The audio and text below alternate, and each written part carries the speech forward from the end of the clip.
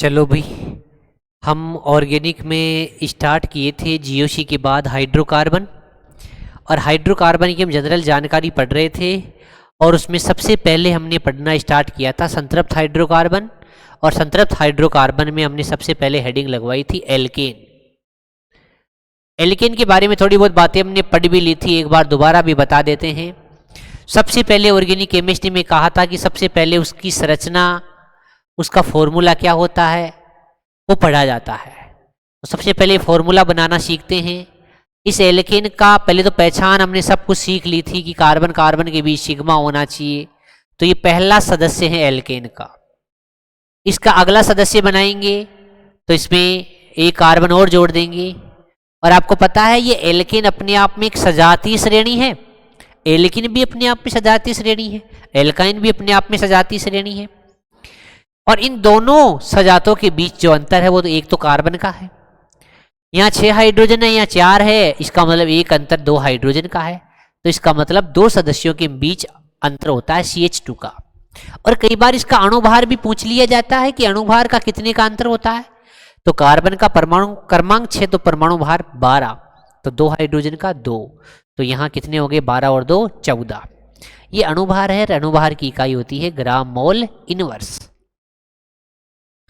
अब सबसे पहले किसी का भी कोई भी ऑर्गेनिक केमिस्ट्री में कोई भी सजातीय श्रेणी हो, कोई सा भी यौगिक हो, सब हाइड्रोकार्बन से बने हैं। तो आप सबसे पहले एक जनरल फॉर्मूला लिख लो, कार्बन और हाइड्रोजन। यहाँ कार्बन की संख्या लिख लो और 2n हाइड्रोजन की संख्या लिख लो। यहाँ n है कार्बन की संख्या और 2n है हाइड्रोजन की संख्या। आपको पता है यहाँ कार्बन की संख्या 1 है तो यहाँ 1 देख लो। अगर यहाँ n है कार्बन की संख्या, इसको साइड में लिखना, n है नंबर्स ऑफ कार्बन और 2n है वो हाइड्रोजन को बताता है, हाइड्रोजन की संख्या। या मैं ऐसे कह देता हूं कि इसके जो आगे जो भी लिखा जाएगा वो हाइड्रोजन की संख्या है, ये है वो कार्बन की संख्या है।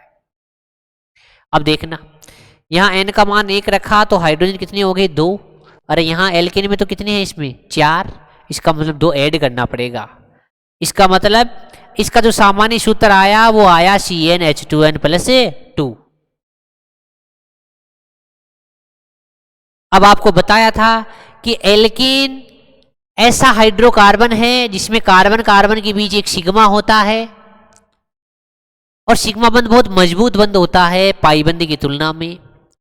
और यहाँ कार्बन हाइड्रोजन देखो और चाहे कार्बन कार्बन देखो, इनकी विद्युत ऋणता में बहुत ज्यादा अंतर होता नहीं है। इसी कारण एल्केन बहुत कम क्रियाशील होते हैं और इनकी विद्युत ऋणता में बहुत ज्यादा अंतर नहीं होता, इसीलिए तो इन पर ज्यादा आवेश नहीं आता, आंशिक आवेश भी नहीं आता। इसका मतलब ये नॉन पोलर है, अध्रुवीय है। तो एल्केन के बारे में लिखो। पहली बात, हाँ यह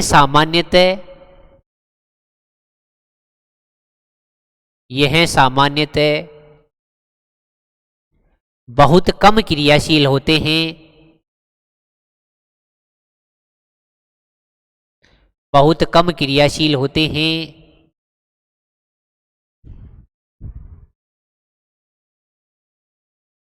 इसी कारण बताया था ना एल्केन को क्या नाम देते हैं रे, पैराफिन। और इनके सदस्य को पैराफिन्स कहते हैं, पैराफिन कहते हैं। और आपको ये भी पता है कि एल्केन सामान्यतः कैसे होते हैं रे, अध्रुवीय। अध्रुवीय होने के कारण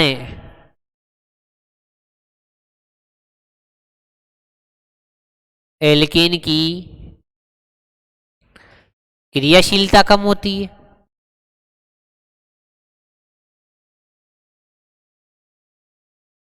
कम होती है। बात करते हैं ये अध्रुवीय क्यों होते हैं। तो हमें पता है चाहे कार्बन हाइड्रोजन देखो और चाहे कार्बन देखो, इनकी जो विद्युत ऋणता है में जो अंतर है वो क्या आता है रे, बहुत कम। इसी कारण यहां कोई किसी प्रकार का आवेश नहीं आता, यहां किसी प्रकार के आयनों का निर्माण होता ही नहीं है। इसीलिए बहुत कम क्रियाशील होते हैं। ये एल्केन की एक सामान्य बात बताई मैंने कि एल्केन अध्रुवीय क्यों होते हैं, क्योंकि एल्केन में कार्बन कार्बन और कार्बन हाइड्रोजन की विद्युत ऋणता में कोई बहुत ज्यादा अंतर नहीं होता कि कोई आवेश आए। ये बहुत कम क्रियाशील होते हैं और इन्हें पैराफिन कहते हैं। इसी में अगला एक इनके एल्केन के में गुण देखना है कि इनके रासायनिक गुण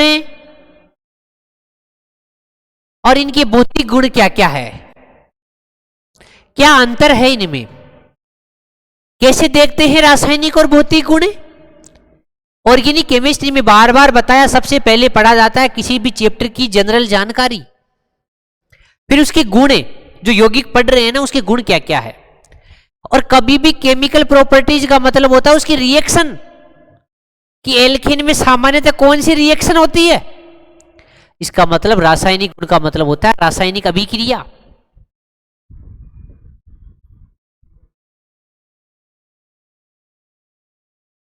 अभिक्रिया।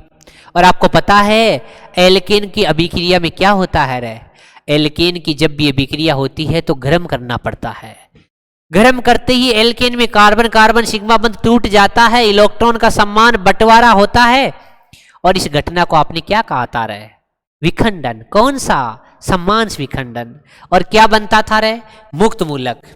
इसका मतलब कौन सी रिएक्शन होती थी, FSR, बोले तो फ्री रेडिकल सब्स्टिट्यूशन रिएक्शन, मुक्त मूलक प्रतिस्थापन अभिक्रिया। मुक्त मूलक प्रतिस्थापन अभिक्रिया।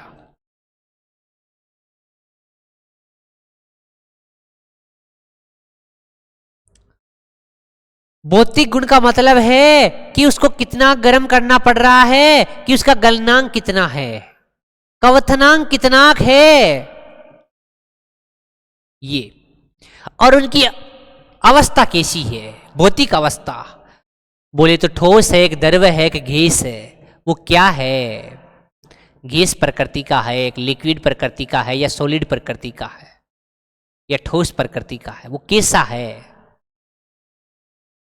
हमें पता है गलनांक और कवथनांक तो एक प्रकार का ताप होता है, ताप। गलनांक तो एक वह ताप होता है जिस पर कोई पदार्थ पिघल जाए, उसको इतना गर्म करे किसी यौगिक को कि वो पिघल जाए। और कवथनांक एक वह ताप है जिस पर किसी पदार्थ की वाष्प बन जाए। अब आपको पता है गलनांक और कवथनांक किस बात पर डिपेंड होता है, कि जिसका भी गलनांक और कवथनांक देखा जा रहा है उनके अणुओं के बीच आकर्षण कितना ज्यादा है। और आपको पता है, पहले ही बता दिया, एल्केन बहुत ज्यादा क्रियाशील होते ही नहीं है। एल्केन के अणु तो अध्रुवीय होते हैं, इनके अणुओं के बीच कोई ज्यादा अंतराण्विक आकर्षण बल होता नहीं है, बहुत कम होता है। तो बताओ, जब इन अणुओं के बीच अंतराण्विक आकर्षण बल बहुत कम होगा तो कोई ज्यादा गर्म नहीं करना पड़ेगा, ताप कम ही देना पड़ेगा। इसका मतलब गलनांक और कवथनांक क्या होंगे, कम। कम नहीं, ऑर्गेनिक केमिस्ट्री में सबसे कम। तो बताओ इनके, किनके, एल्केन के, इनके गलनांक एंड कवथनांक, कवथनांक बहुत कम होते हैं।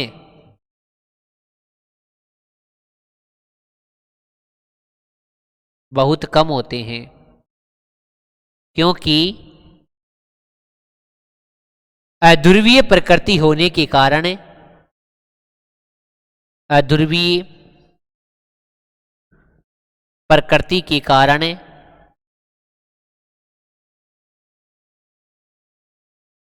अंतराण्विक आकर्षण बल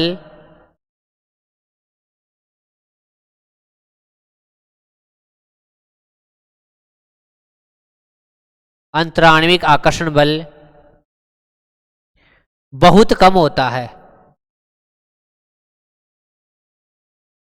अणुओं के बीच आकर्षण क्या होता है, बहुत कम।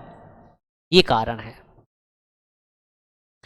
ये हमने भौतिक गुणों में उनके गलनांक और कवथनांक देंगे कि इन कार्बनिक यौगिक हम पढ़ रहे हैं संतृप्त हाइड्रोकार्बन एल्केन, क्या कारण है कि एल्केन के गलनांक और कवथनांक अन्य कार्बनिक यौगिकों की तुलना में क्या होते हैं, बहुत कम।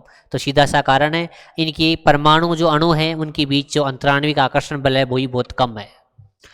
एक इनकी अवस्था देखनी है। हमें पता है कि या तो ये ठोस हो सकते हैं या द्रव हो सकते हैं या गैस हो सकते हैं, तो इनकी फिजिकल जो फेज है, जो भौतिक अवस्था है, वो क्या क्या हो सकती है आपको पता है। एल्केन में पहले कार्बन से लेकर जो चौथे कार्बन तक होती है उसकी भौतिक अवस्था तो गैस ही होती है। याद करो, मेथेन, एथेन, प्रोपेन, ब्यूटेन, तो वो तो गैस ही है। लेकिन 5वें कार्बन से लेकर 18वें कार्बन तक का अगर कोई हाइड्रोकार्बन है, संतृप्त हाइड्रोकार्बन एल्केन है, तो उसकी जो फेज होगी वो कैसी होगी? लिक्विड। और अगर 18 से ज्यादा वाला कार्बन है, हाइड्रोकार्बन है संतृप्त, तो उसकी प्रवृत्ति होती है सॉलिड, बोले तो ठोस। जैसे इसका सीधा सा एग्जांपल आपको पता है कि अपने पेट्रोल डीजल है वो द्रव है, वो हाइड्रोकार्बन है, और वो प्राकृतिक यौगिक है। इसका मतलब प्राकृतिक गैस है या द्रव है? वो द्रव है। जबकि मेथेन एक प्राकृतिक गैस है क्योंकि उसमें कार्बन 4 तक ही है, 4 से कम है। लेकिन जब 5 से 18 वाला अगर हाइड्रोकार्बन आता है उसकी प्रवृत्ति द्रव होती है, और जैसे पेट्रोल डीजल है। इसी का एग्जाम्पल मैं आपको बताता हूं। जैसे आपने सीएनजी गैस होती है, संपीड़ित प्राकृतिक गैस, इसमें मुख्य घटक कौन होता है? कौन सा हाइड्रोकार्बन है जो इसमें मुख्यतः सबसे ज्यादा मिलता है? वो घटक कौन होता है? इसी की अगली बात पूछता हूं। अपने गैस काम आती है ना एलपीजी सिलेंडरों में, उसमें मुख्य घटक कौन होते हैं? मैं ये कहना चाह रहा हूं यहां भी हाइड्रोकार्बन और संतृप्त हाइड्रोकार्बन ही होता है। इसके मुख्य घटक कौन है? और एक बात करता हूं पेट्रोल की, पेट्रोल का मुख्य घटक कौन है? ये बात कर रहा हूं, इनके बारे में बताओ आप। तो पेट्रोल का मुख्य घटक कौन है? आपको पता है सीएनजी का जो मुख्य घटक है, कौन सी गैस इसमें मुख्यतः संतृप्त हाइड्रोकार्बन मिलता है? मेथेन। एलपीजी में मुख्य घटक होता है ब्यूटेन। और आपको पता है एलपीजी द्रव है या क्या है रे? लेकिन देखना, आप ये कंफ्यूज होगा, एलपीजी गैस है।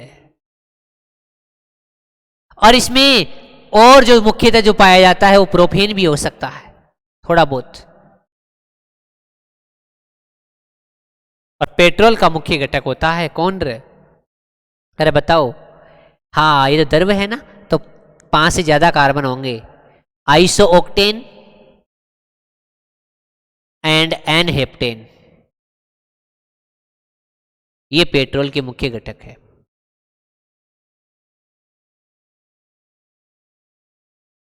चलो भाई, ये तो एक जनरल जानकारी हुई। अब अपन स्टार्ट करते हैं। सबसे पहले एल्केन किस किस से बनाया जाता है? एल्केन बनाने की विधियां।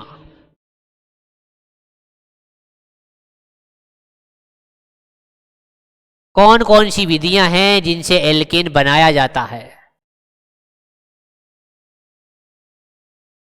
सबसे पहले अपना ऑर्गेनिक स्टार्ट ही कहां से होता है? एल्केन, एल्कीन, एल्काइन, फिर हेलाइड। ये अगर एक आपको थीम याद हो जाएगी ना, तो अपने आप ही हर चैप्टर में ऐसे ही बनाया जाता है। जिस चैप्टर में जिस यौगिक को पढ़ा जाता है उसको कौन कौन सी यौगिकों से बना सकते हैं। जैसे पहले मैंने बताया, पहले खुद चैप्टर आता है अपने हाइड्रोकार्बन में एल्केन, फिर आता है एल्कीन, जैसे एल्कीन, फिर आता है जैसे एल्काइन, फिर आता है जैसे हेलाइड, फिर आता है जैसे एल्कोहल, फिनोल, ईथर, और फिर आता है जैसे एल्डिहाइड कीटोन।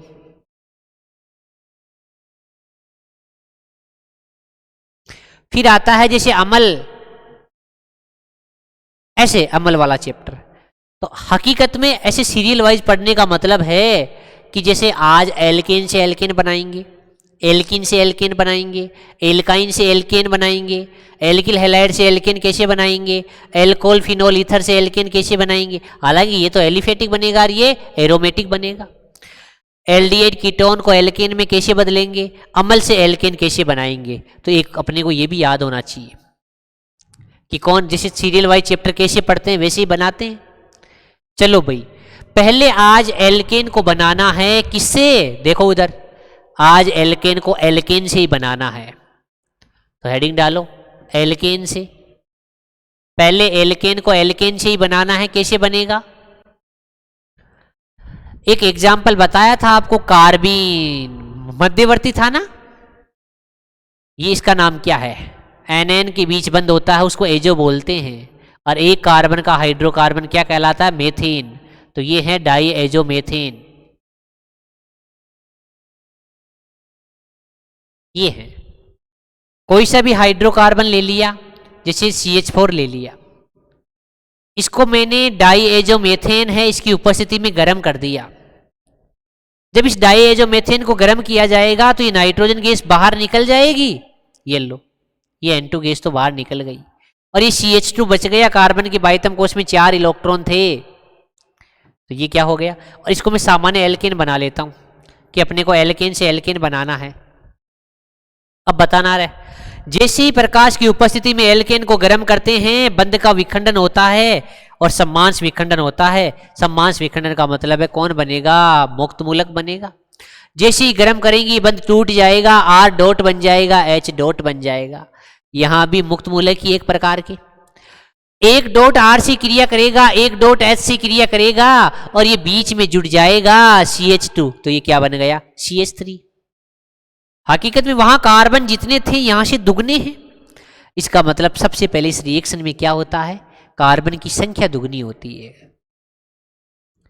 कार्बन की जो संख्या है ना वो दुगनी होती है रे भैया। एग्जाम्पल से सीखते हैं। यहां ये भी एल्केन था और ये भी एल्केन है, अपनी हेडिंग भी यही है, एल्केन से एल्केन ही बनाना है, तो मैंने एल्केन से एल्केन ही बनाया है। ये उच्चतर एल्केन है क्योंकि इसमें कार्बन है ना वो ज्यादा है, और इसमें कार्बन क्या है रे? कम है, तो इसे हाई एल्केन बोले तो उच्चतर एल्केन बोलते हैं रे, और इसे निम्नतर एल्केन बोलते हैं रे।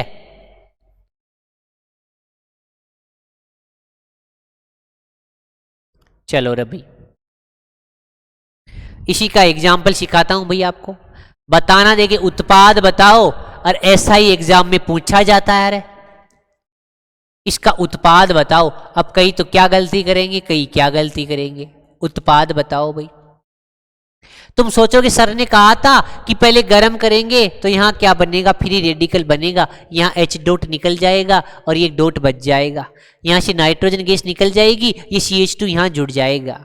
नहीं रे, पहले तो फ्री रेडिकल बनना तो सही, पहले ये तो देख कि कौन ज्यादा स्थायी है। तो मैंने एक तो रेडिकल यहां बना दिया, ये तो 1 डिग्री है, ये यहां बनाऊं तो भी 1 डिग्री, यहां बनाऊं तो भी 1 डिग्री, लेकिन बीच वाला कार्बन ही 2 डिग्री है, तो फ्री रेडिकल भी कौन सा बनेगा? 2 डिग्री। अब मैं बताऊं, 2 संभावनाएं हैं। मैं सोचूंगा यहां CH3 यहां CH2 जोड़ू तो ज्यादा सही है, बीच वाले पे जोड़ू तो ज्यादा सही है। अरे दोनों के दोनों इस अभिक्रिया में क्या बन रहे हैं? मीडिएटर बोले तो मध्यवर्ती बन रहे हैं, तो ये जो ज्यादा स्थायी होगा ना उत्पाद वही बनाएगा। अरे यहां तो अल्फा कार्बन के पास अल्फा हाइड्रोजन 2 ही है रे भैया, और यहां तो अल्फा हाइड्रोजन 3 और 3 कितने हो गए रे? 6 हो गए रे। ये मुक्त मूलक ज्यादा स्थायी, ये कम स्थायी है, तो उत्पाद तो यही बनाएगा भैया। अब बताओ वो CH2 कहां जुड़ेगा? बीच वाले पे। तो जो उत्पाद बनेगा ना वो भैया ये होगा रे, ये एक हाइड्रोजन के बीच CH2 जुड़ गया तो ये CH3 बन गया, ये उत्पाद बन गया। आप क्या करते? इसको डायरेक्ट एन ब्यूटेन बना देते। एन ब्यूटेन मुख्य उत्पाद नहीं बनता, बनता होगा बहुत कम बनेगा। हम बात करते हैं मुख्य उत्पाद की, मेन प्रोडक्ट क्या बनेगा। तो ऐसा गलत नहीं होना चाहिए। चलो रे भाई, ये मैंने एल्केन से एल्केन बना रहा हूं, ये भी एल्केन था और मैंने एल्केन बनाया, बस कार्बन की संख्या बढ़ रही है भाई, मैं क्या करूं?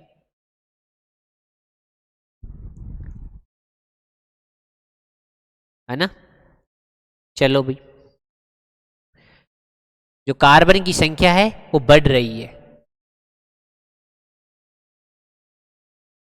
अगला देखो भाई, ये तो मैंने बनाया एल्केन से। अगला कौन आता है रे? चैप्टर कौन सा आता है? एल्किन और एल्काइन। तो एल्किन एंड एल्काइन से, इनसे बनाना है भाई। अब आपको पता है एल्किन में कार्बन कार्बन के बीच एक सिग्मा के साथ एक पाई होता है, और एल्काइन में एक सिग्मा के साथ 2 पाई होते हैं। जबकि हमें तो एल्केन बनाना है, इसका मतलब याद करो क्या हुआ होगा जब एल्कीन और एल्काइन को बनाया गया होगा। तो कॉपी के ऊपरी ऊपर लिखना। देखो ये बात तो कितनी बार सिखा गई कि ये देखो ये एल्केन एल्केन है। अब आपको पता है जब ये दो सिग्मा टूटते हैं ना, इनका जब विखंडन होता है ना, इनका वियोजन होता है ना, जब विलोपन होता है ना, तो दो सिग्मा टूटते हैं ना तो एक पाई बनता है। तो बताओ दो सिग्मा टूटने से कार्बन कार्बन के बीच क्या आ गया? एक पाई आ गया। ये ऊपर ऊपर लिखनी है अपने को बात। जब मैं ये दो सिग्मा और तोड़ दूं, पहले दो तोड़े थे एक पाई बना था, अब दो और तोड़ दिए, एक बार विलोपन और हो गया तो एक पाई और आ गया। अब देखो ये कब था? जब मैं एल्केन से एल्कीन बना रहा था और एल्काइन बना रहा था। यहां दो सिग्मा टूटने का मतलब है मैंने यहां दो हाइड्रोजन की कमी की थी, और मैं यहां अगर एल्कीन में एक पाई बंधन में दो पाई बना रहा हूं ना, तो मैंने दो हाइड्रोजन में और कमी की है। इसका मतलब मैंने यहां दो हाइड्रोजन में और कमी कर दी। ये मैंने कब किया था? जब मेरे को एल्कीन बनाना था, एल्काइन बनाना था। आज मेरे को एल्कीन एल्काइन नहीं बनाना, एल्कीन एल्काइन से वापस एल्केन बनाना है। तो वो जो बाहर निकली हुई हाइड्रोजन है ना, उनको वापस लाना पड़ेगा, हाइड्रोजन का योग करवाना पड़ेगा। और जहाँ हाइड्रोजन का योग होता है ना, उसे कौन सी अभिक्रिया कहते हैं? हाइड्रोजनेशन। बोले तो हाइड्रोजनीकरण है। तो आपको बताऊं ये क्यों लिख रहा हूं मैं, कि जब एल्कीन और एल्काइन से एल्केन बनाते हैं ना, वो हाइड्रोजनीकरण अभिक्रिया द्वारा बनाते हैं, हाइड्रोजन का योग करवाते हैं। कैसे? देखो इसको पहचानो। देखिए कौन है? ये तो एक एल्कील समूह है, ये सामान्यतः एक एल्कीन है। कार्बन कार्बन के बीच एक सिग्मा के साथ एक पाई आया है। अब आपको पता है कि मैं इससे एल्केन बनाना चाहता हूं तो इस पाई को तोड़ना पड़ेगा और यहां दोनों जगह दो सिग्मा जोड़ने पड़ेंगे, हाइड्रोजन जोड़ना पड़ेगा। तो हाइड्रोजन का के साथ अभिक्रिया करवानी पड़ेगी। हाइड्रोजन गैस होती है, ये कभी अकेली रहती नहीं है, इसलिए हमेशा यहां क्या काम में लिए जाते हैं? उत्प्रेरक, निकिल, पीडी और पीटी। इसका मतलब हाइड्रोजनीकरण अभिक्रिया होती है ना, वो हमेशा उत्प्रेरक की उपस्थिति में होती है। यहां केवल एक पाई को तोड़ना है, इसलिए मैंने एक मोल हाइड्रोजन ले लिया और दो सिग्मा जोड़ दिए। अब बताओ रे क्या बन गया? एल्कीन बन गया ना, दो हाइड्रोजन का योग हो गया ना। ये एल्कीन था, अपनी हेडिंग ही यही है, एल्कीन से हमें बनाना है, एल्केन बनाना है, यही तो हेडिंग थी अपनी। लेकिन मैंने एल्कीन नहीं एल्काइन भी लिखा है। और आपको पता है जब मैं एल्काइन की अगर यहां हाइड्रोजनीकरण करवाऊंगा तो यहां एक मोल हाइड्रोजन से काम थोड़ी चल जाएगा, नहीं रे, क्योंकि यहां तो पाई एक नहीं है, पाई दो है। आपने हाइड्रोजन चार बाहर निकाले थे, यहां भी चार होने चाहिए। इसका मतलब तो यहां एक मोल हाइड्रोजन नहीं, दो मोल लेनी पड़ेगी। और आपको पता है यहां एक बार नहीं तोड़ना पड़ेगा, पाई को दो बार तोड़ना पड़ेगा और चार हाइड्रोजन जोड़ना पड़ेगा। दो हाइड्रोजन यहां जोड़ दिए, दो हाइड्रोजन यहां जोड़ दिए। ये थी एल्काइन और बन गया रे एल्केन। अपनी हेडिंग भी यही है। चलो भाई, और बताओ रे इन अभिक्रियाओं को क्या नाम देंगे रे? यहां हो क्या रहा रे? एल्कीन और एल्काइन की हाइड्रोजन के साथ अभिक्रिया हो रही है। इन अभिक्रियाओं को नाम देंगे रे भैया हाइड्रोजनीकरण, हाइड्रोजिनेशन।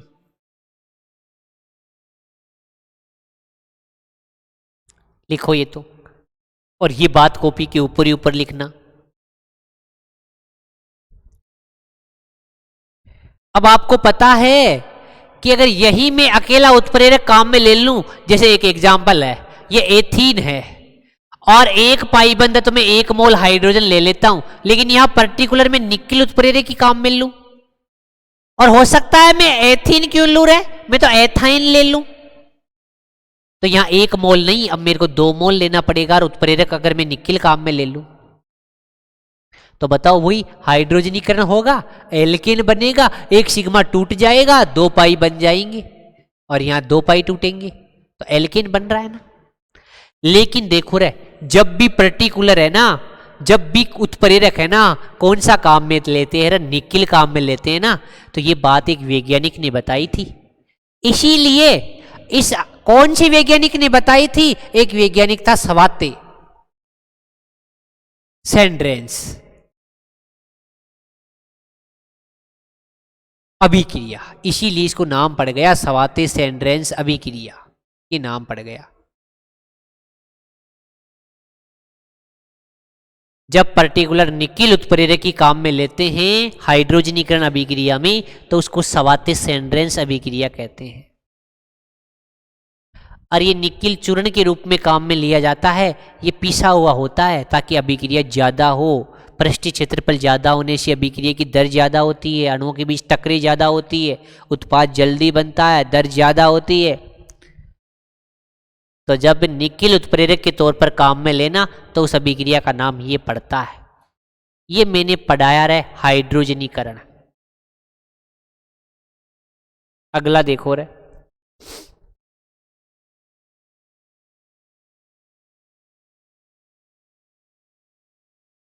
अगला 3 नंबर, 2 तो बता दिया। अगला कौन सा था रे? पहले हम बना रहे थे किससे रे? पहले बना रहे थे एल्केन से, फिर बनाया रहा किससे? एल्कीन से, फिर एल्काइन से, अब बनाएंगे एल्किल हैलाइड से।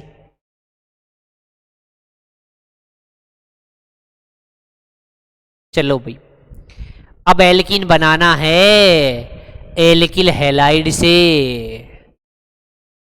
अब नाम से ही पता पड़ रहा है यार, एल्किल हैलाइड में तो हेलोजन है, इसका क्या करेंगे रे? ये लो, इससे बनाना है भैया एल्केन। अब भैया ये तो एल्किल हैलाइड है,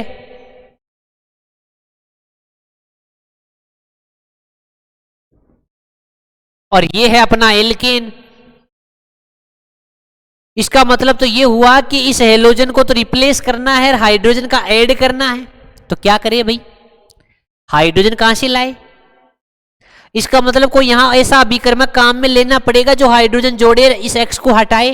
हाँ, वो अपचायिक होगा। इसलिए यहां जो अभिकर्मक काम में लिए जाएंगे,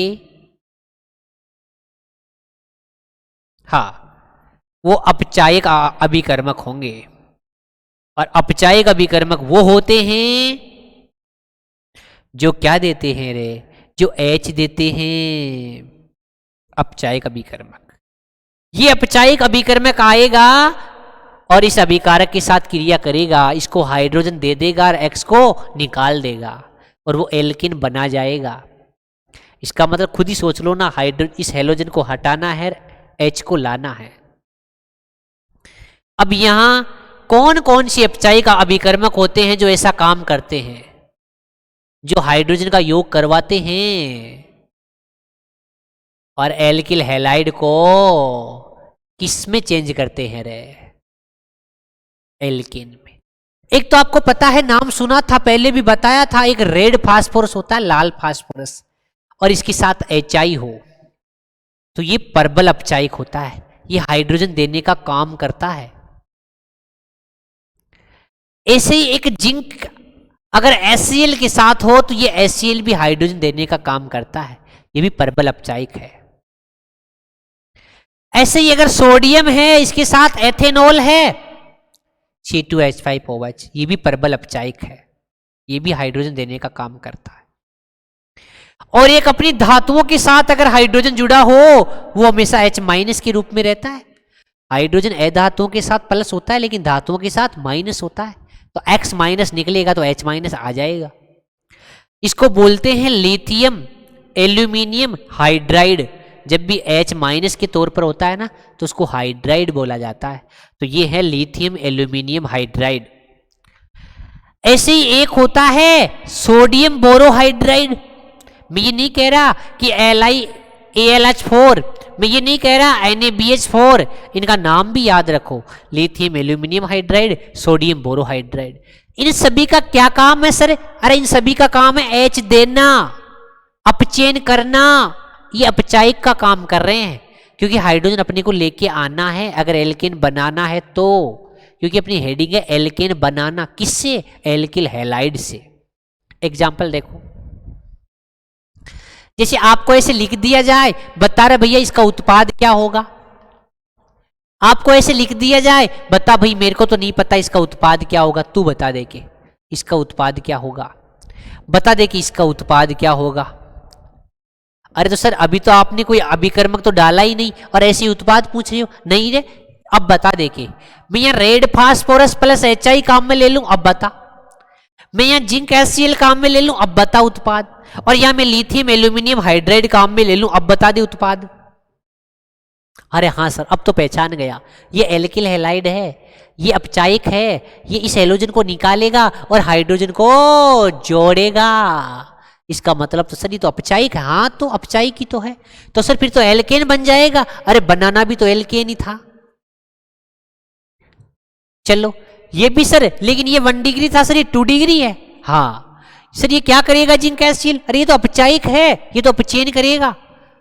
अच्छा तो सर क्या बना जाएगा, अरे ये तो एल्केन बना डालेगा। ये लिथियम एल्यूमिनियम हाइड्राइड क्या करता है, अरे ये तो अपचायक है, ये तो इसका अपचयन करेगा, इस हैलोजन को बाहर निकलवाएगा। अच्छा तो क्या बना देगा, एल्केन बना देगा सर, लेकिन ये साइक्लो एल्केन है। बस यही तो सीखना था, एल्केन बनाना है कैसे भी बने, चैप्टर ही एल्केन है।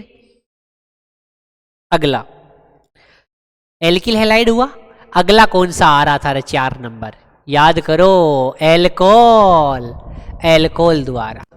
लेकिन एक बात बताऊं, एल्किल हैलाइड से ये मत सोचो तुम ऐसे ही बनाया जाता है, कई प्रक्रम हो सकते हैं। ये तो मैंने पहला बताया, ये तो एल्किल हैलाइड का मैंने अपचायक अभिकर्मक द्वारा पहला बताया। किससे, अपचायक अभिकर्मक से। तो इसको तो ये पहला अपचायक अभिकर्मक से लिख लो, क्योंकि और भी बना सकते हैं एल्किल हैलाइड द्वारा। ये तो पहली प्रकार बताया मैंने कि एल्किल हैलाइड का आप अपचयन करवा दो तो अपचयन से बन जाएगा।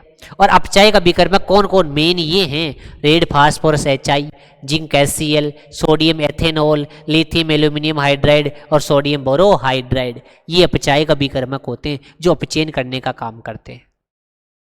अगला इसी में B,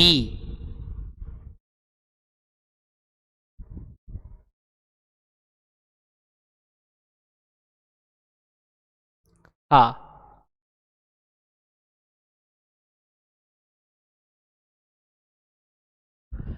चलो भाई B बताओ रे। हाँ एक अभिक्रिया आती है वुड्ज अभिक्रिया, वुड्ज अभिक्रिया से ये क्या आती है रे, अब देखो देखिए ये क्या होती है। वुड्ज अभिक्रिया से एल्केन कैसे बनाते हैं भाई, सबसे पहले अपनी हेडिंग क्या है, एल्किल हैलाइड से बनाया जा रहा है एल्केन। और आपको पता है यहां क्या काम में लिया जाएगा रे, बताओ देखिए। हाँ यहां सोडियम की उपस्थिति में शुष्क ईथर काम आएगा, ये शुष्क ईथर होगा क्या, बताओ देखिए वुड्ज अभिक्रिया में होगा क्या।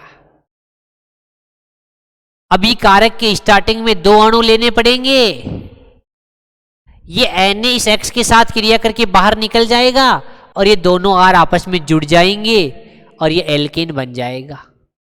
यहाँ कार्बन 1 था, यहाँ 2 हो गए, यहाँ एल्किल समूह 1 था, यहाँ 2 हो गए, यहाँ उच्चतर एल्केन बना। बोले तो कार्बन की संख्या दुगनी हो गई। कैसे हुआ सर ये मैं 2 प्रकार से सिखाता हूं आपको कैसे कैसे हुआ।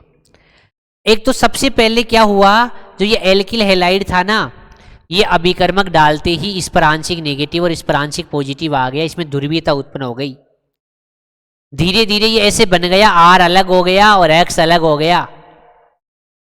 अब सोडियम 1 नहीं है, यहाँ सोडियम 2 है और दोनों सोडियम ने इलेक्ट्रॉन त्याग दिए और 2 Na+ बना डाले। ये लो, ये दोनों के दोनों इलेक्ट्रॉन बाहर निकल गए। पहले अभिकारक का अणु 1 ही काम किया था, यहाँ ऐसे सोचो अभिकारक 2 है, यहाँ R+1 नहीं है 2 है, ये दोनों इलेक्ट्रॉन इसको ग्रहण कर लेगा तो ये क्या बना लेगा, एक से तो इसका पॉजिटिव आवेश खत्म हो जाएगा और एक इस पर ऋणावेश आ जाएगा। अब आएगा दूसरा अभिकर्मक, वही इस पर आंशिक नेगेटिव और इस पर आंशिक पॉजिटिव। ये Na+ इस इस X के साथ क्रिया करके बाहर निकल जाएगा, ये R प्लस इस R माइनस के साथ क्रिया कर लेगा और RR बन जाएगा। यही तो बनाया मैंने। लेकिन इस मैकेनिज्म में आयन बन रहे हैं, आयनों काम आ रहे हैं, इसलिए इसको आयनिक क्रिया विधि बोलते हैं। आपको याद नहीं करना, ये मैंने सिखाया है कि ऊर्जा अभिक्रिया कैसे होती है। इसी में एक रिएक्शन ऐसे हो, इसी को ऐसे करवा सकते थे। ये एल्किल एलाइड है, अभिकर्मक की उपस्थिति में एक R प्लस बनेगा और एक X माइनस बनेगा। सोडियम अपना इलेक्ट्रॉन त्याग देगा, सोडियम अपना इलेक्ट्रॉन इसको दे देगा, तो इस पर आवेश खत्म हो जाएगा। खत्म होने का मतलब है इस पर डॉट आ जाएगा। और डॉट के साथ जैसे ये तो एक ही अणु है, यहां पर अणु दो काम में ले रहे हैं स्टार्टिंग में, तो फ्री रेडिकल की उपस्थिति में हमेशा फ्री रेडिकल ही बनता है, मुक्त मूलक ही बनता है। ये X डॉट बाहर निकल जाएगा और ये R डॉट क्रिया कर जाएंगे और ये RR बन जाएगा। यहां मुक्त मूलक बन रहा है, इसलिए इस क्रिया विधि को बोल देंगे मुक्त मूलक क्रिया विधि। मुक्त मूलक क्रिया विधि, मुक्त मूलक क्रिया विधि। ये अपने को याद नहीं करना, केवल ये सीखना है कि दो अभिकारक के अणु लेने पड़ेंगे। यहां पर सोडियम शुष्क ईथर काम में लेना पड़ेगा और उच्चतर एल्केन बन जाएगा, कार्बन की संख्या दुगनी हो जाएगी। एग्जाम्पल देखो, जैसे एग्जाम्पल एग्जाम में कैसे पूछेगा, CH3 CH2 Cl है और ऐसा लिखा होगा सोडियम शुष्क ईथर, और अगला बोलेगा प्रोडक्ट क्या होगा, P बताओ। हम पहचान जाएंगे, अरे यार ये तो एल्किल हैलाइड दे रखा है, सोडियम शुष्क ईथर दे रखा है, अरे यार ये तो ऊर्जा अभिक्रिया है। अच्छा, यहां तो अभिकारक के दो अणु सोचने पड़ेंगे, हाँ, और दोनों आपस में जुड़ जाएंगे, हाँ। तो भैया तेरे को ऐसे सोचना पड़ेगा कि यहां तो यार अभिकारक के एक अणु काम में नहीं लेते, दो अणु काम में लेते वही, और ये दोनों के दोनों आपस में जुड़ जाते हैं, ये सोचना पड़ेगा। ये Cl को सोडियम निकाल लेगा, दोनों आपस में जुड़ जाएंगे और CH3 CH2 CH2 CH3 बन जाएगा। ये लो, कार्बन की संख्या दुगनी हो गई ना। ऐसे एग्जाम्पल में और करवाता हूं कि सर यहां क्या होगा, वही सोडियम शुष्क ईथर। अब पूछेगा सर प्रोडक्ट क्या होगा, वही रे, ये एल्किल हैलाइड है, ये सोडियम शुष्क ईथर है, ऊर्जा अभिक्रिया है, अभिकारक के दो अणु सोचने पड़ेंगे, दोनों आपस में जुड़ जाएंगे।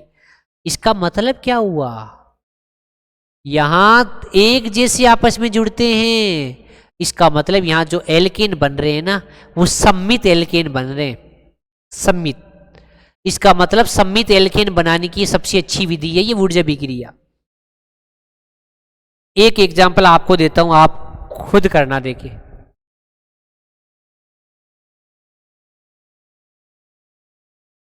इसका आंसर बताना।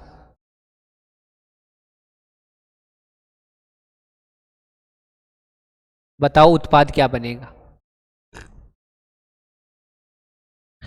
ऐसा पढ़ना है हमारे को कि यार एल्किल हैलाइड से एल्केन कैसे बनाते हैं।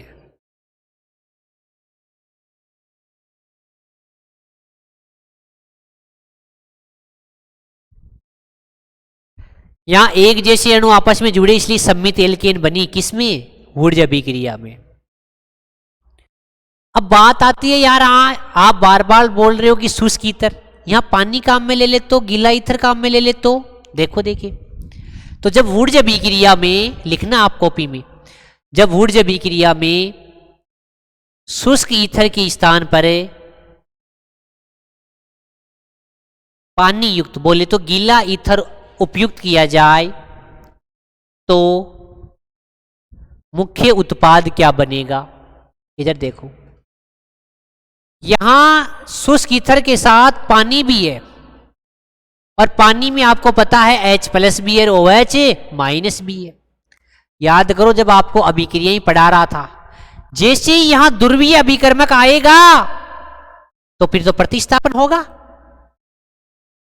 SN1 या SN2 रिएक्शन होगी, लेकिन ध्रुवीय अभिकर्मक की उपस्थिति में तो SN1 होती है।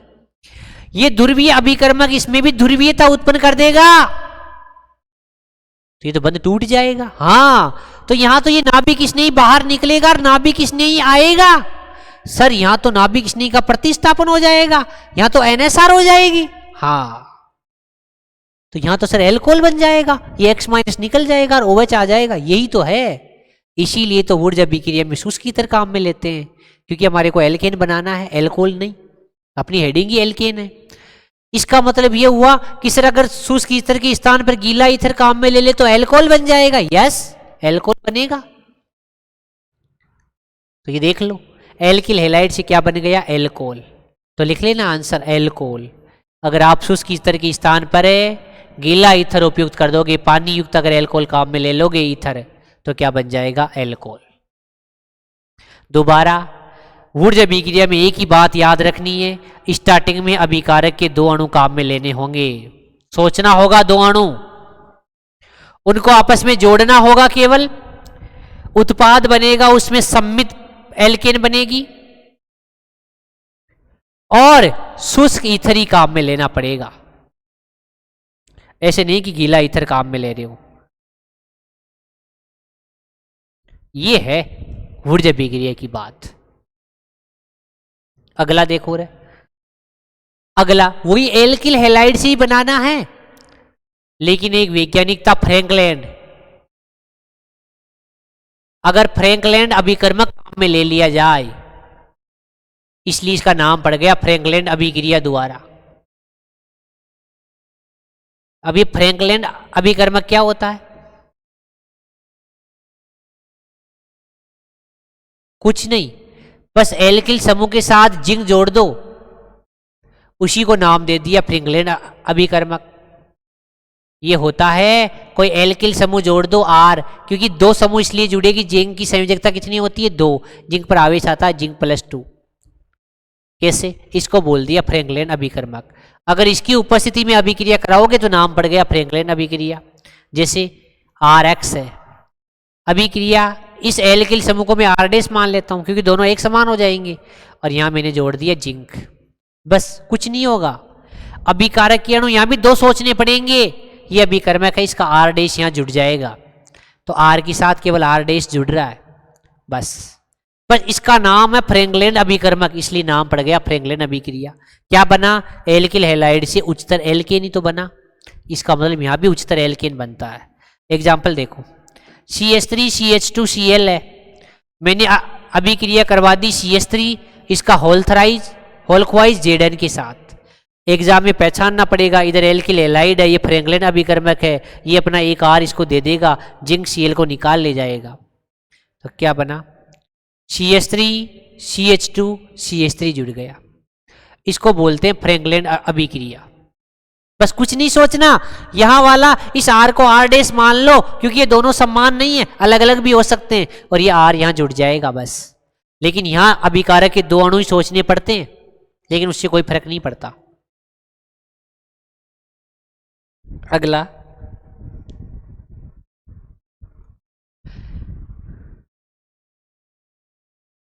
इसी में डी, एक वैज्ञानिक था कोरे हाउस, इसलिए उस अभिक्रिया का नाम पड़ गया कोरे हाउस अभिक्रिया। कोरे हाउस अभिक्रिया कुछ भी नहीं है, देखना अभी, बस वही जैसा फ्रैंकलैंड था ना वैसे ही।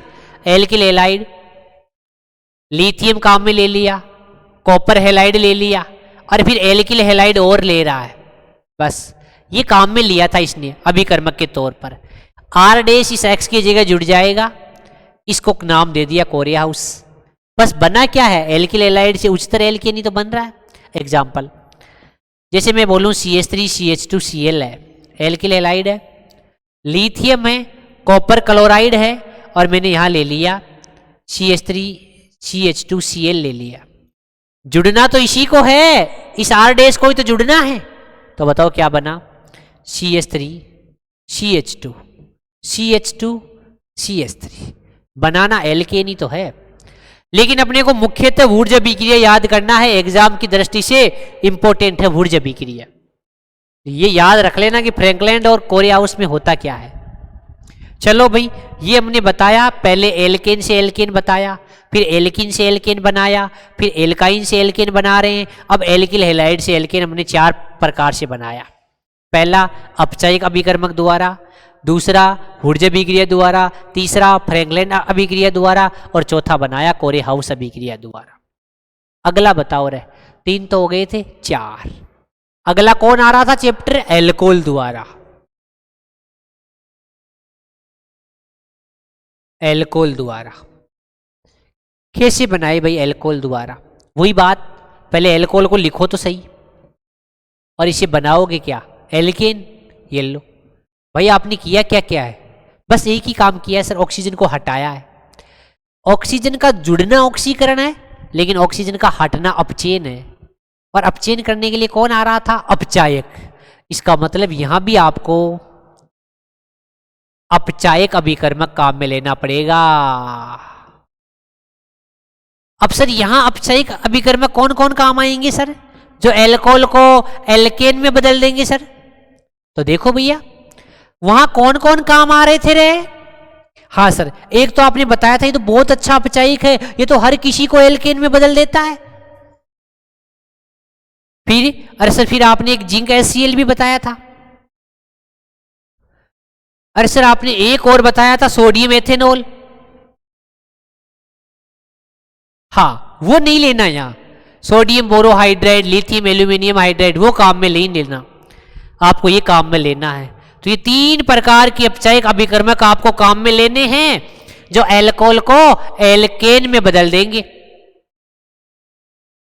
लिखो ये फटाफट।